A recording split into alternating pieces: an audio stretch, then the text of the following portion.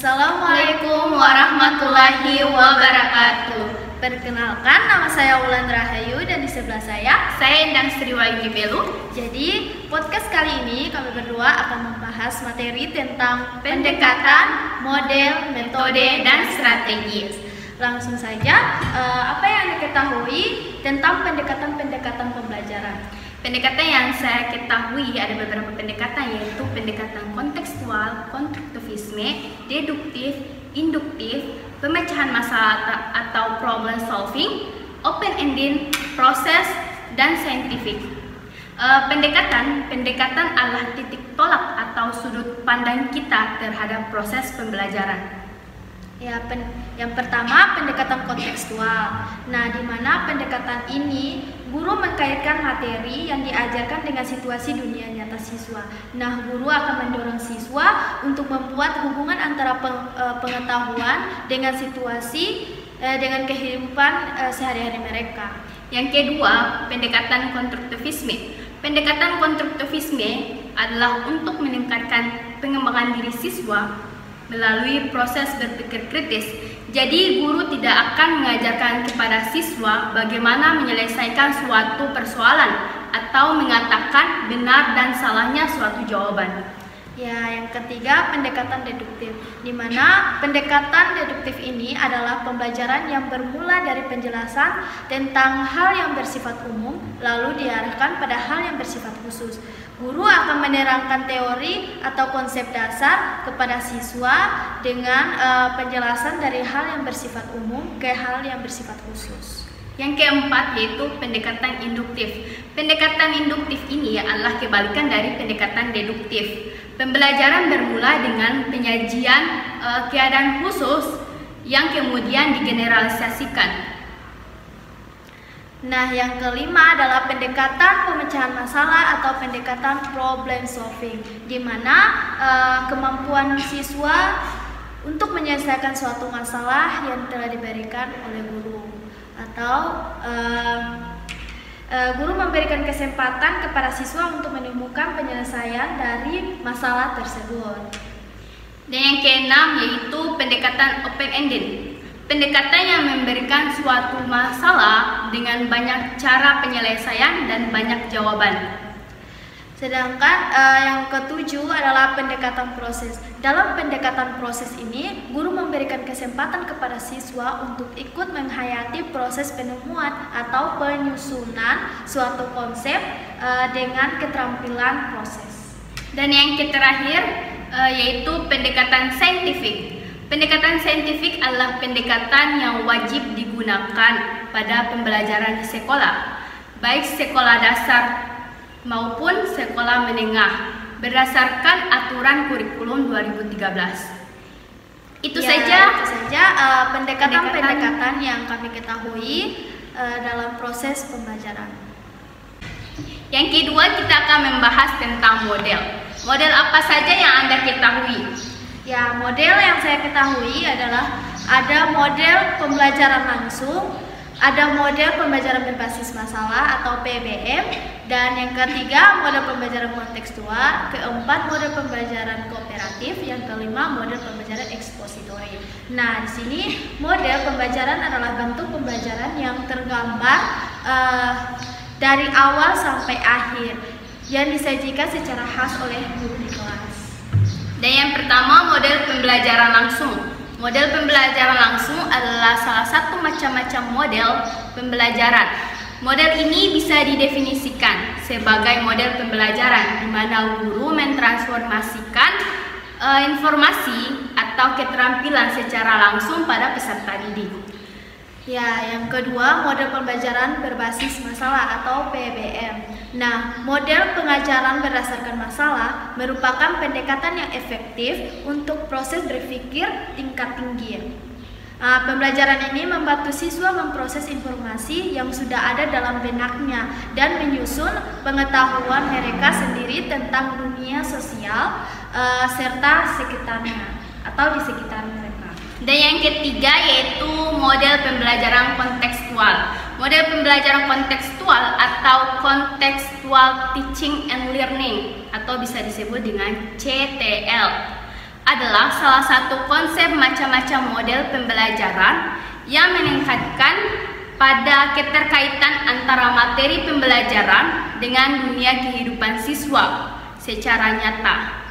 Hingga pada akhirnya para siswa mampu menghubungkan dan menerapkan kompetensi dalam kehidupan sehari-hari. Ya, yang keempat adalah model pembelajaran kooperatif. Nah, pembelajaran kooperatif adalah kerangka konseptual rangkaian kegiatan belajar yang dilakukan oleh peserta didik. Nah, dalam kelompok-kelompok tertentu untuk mencapai tujuan pembelajaran yang telah dirumuskan. Nah, kelompok-kelompok tersebut bekerja sama untuk mencapai tujuan pembelajaran materi yang telah diberikan oleh guru. Oke, yang terakhir itu model pembelajaran ekspositori. Model pembelajaran ekspositori adalah pembelajaran yang meningkatkan pada proses penyampaian materi secara verbal dari seorang guru kepada kelompok-kelompok peserta didik, supaya peserta didik dapat menguasai materi secara optimal. Dalam model pengajaran ekspositori, seorang pendidik harus memberikan penjelasan atau menerapkan kepada siswa dengan cara berceramah. Ya, itulah model-model yang kami ketahui dan kami membahas secara singkat tentang model-model tersebut. Selanjutnya yang ketiga ada metode. Metode-metode pembelajaran. Apa yang Anda ketahui tentang metode-metode pembelajaran yang ada? Ya, metode yang saya ketahui ada 5 metode, yaitu metode pembelajaran konvensional atau metode ceramah, dan yang kedua metode diskusi, yang ketiga metode tanya jawab, yang keempat metode demonstrasi, dan yang terakhir metode eksperimen. Metode adalah prosedur pembelajaran yang difokuskan ke pencapaian tujuan. Ya, jadi itu adalah pengertian dari metode pembelajaran. Nah, sedangkan yang pertama adalah metode pembelajaran konvensional atau metode ceramah. Di sini salah satu macam metode pembelajaran yang kerap digunakan adalah metode ceramah. Yang paling umum digunakan adalah metode ceramah di dalam kelas. Nah, maksudnya metode ini diterapkan dengan cara berceramah atau penyampaian informasi secara lisan di dalam kelas.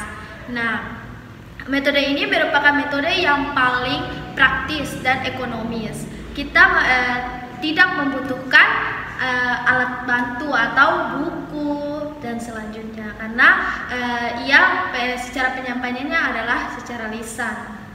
Dan yang kedua yaitu metode pembelajaran diskusi. Metode pembelajaran diskusi adalah merupakan metode pembelajaran yang erat hubungannya dengan pembelajaran pemecahan masalah. Metode ini juga bisa dilakukan secara berkelompok atau diskusi kelompok.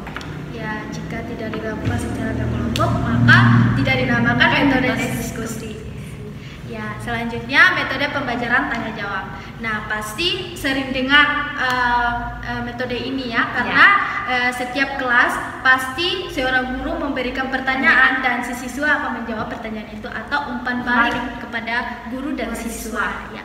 Nah, metode pembelajaran tanya jawab adalah metode mengajar yang memungkinkan terjadinya komunikasi langsung yang bersifat two-way profile. Nah, sebab pada saat yang sama terjadi dialog antara guru dan siswa yang telah tadi awal saya sebut, yang saya bilang. Oke. Dan yang keempat yaitu metode pembelajaran demonstrasi. Metode pembelajaran demonstrasi dan eksperimen merupakan metode mengajar yang sangat efektif sebab membantu para siswa untuk mencari jawaban dengan usaha sendiri berdasarkan fakta yang benar. Demonstrasi yang dimaksud ialah suatu metode mengajar yang memperlihatkan bagaimana proses terjadinya suatu masalah. Jadi metode pembelajaran demonstrasi lebih ke arah kepada siswa. Iya. Nah, jadi selanjutnya metode pembelajaran eksperimen. Nah, metode pembelajaran eksperimen, metode ini bukan sekedar metode mengajar, tetapi juga merupakan salah satu metode berpikir siswa untuk berpikir.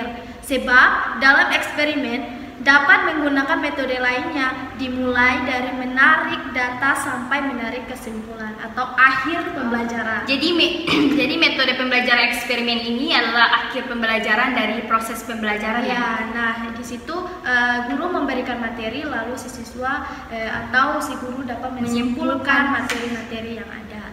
Nah, itulah penjelasan dari metode pembelajaran. Yang terakhir, kita akan membahas tentang strategi pembelajaran. Apa saja yang Anda ketahui tentang strategi pembelajaran? Ya, jadi yang saya ketahui strategi pembelajaran itu ada 7. Sebenarnya itu ada banyak ya, tapi yang saya ketahui hanya 7. Nah, strategi pembelajaran yang pertama adalah strategi pembelajaran ekspositori atau SPE. Yang kedua, strategi pembelajaran inquiry atau SPI. Yang ketiga, strategi pembelajaran berbasis masalah atau SPBM. Yang keempat, strategi pembelajaran peningkatan kemampuan berpikir atau SPPKB. Nah, yang kelima ada strategi pembelajaran kooperatif atau SPK. Yang keenam ada strategi pembelajaran kontekstual atau CTL. Yang ketujuh ada strategi pembelajaran afektif atau SPA. Nah, langsung saja, strategi pembelajaran adalah suatu kegiatan pembelajaran yang harus dikerjakan guru dan siswa agar tujuan pembelajaran dapat dicapai secara efektif dan efisien. Oke, yang pertama itu strategi pembelajaran ekspositori atau SPE. Strategi pembelajaran ekspositori adalah strategi pembelajaran yang menekankan kepada proses penyampaian materi secara verbal dari seorang guru kepada sekelompok siswa dengan maksud agar siswa dapat menguasai materi pembelajaran secara optimal. Ya, langsung saja strategi pembelajaran inquiry atau SPI.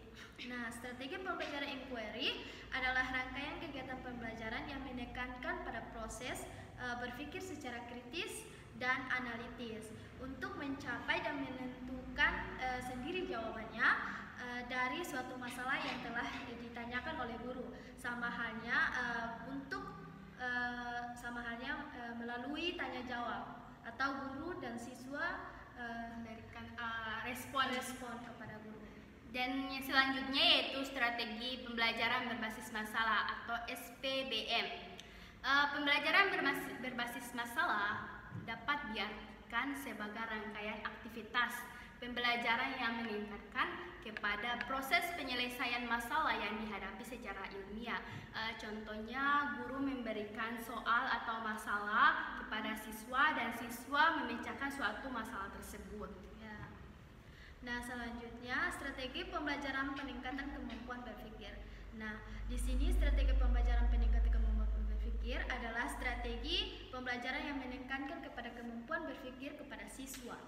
Nah, dalam pembelajaran ini materi pembelajaran tidak disajikan begitu saja, tetapi siswa dibimbing untuk proses menemukan sendiri konsep yang harus dikuasai melalui proses dialogis. Nah, yang terus-menerus dengan memanfaatkan pengalaman siswa. Jadi dalam proses pembelajaran itu siswa berpikir sesuai dengan apa yang telah dialami oleh siswa tersebut. Selanjutnya strategi pembelajaran kooperatif atau SPK. Pembelajaran kelompok adalah rangkaian kegiatan belajar yang dilakukan oleh siswa dalam sekelompok-kelompok tertentu untuk mencapai tujuan pembelajaran yang telah dirumuskan. Nah, yang keenam, strategi pembelajaran kontekstual atau CTL. Nah, strategi pembelajaran kontekstual adalah konsep belajar yang membantu guru mengkaitkan antara materi pembelajaran dengan situasi dunia nyata siswa.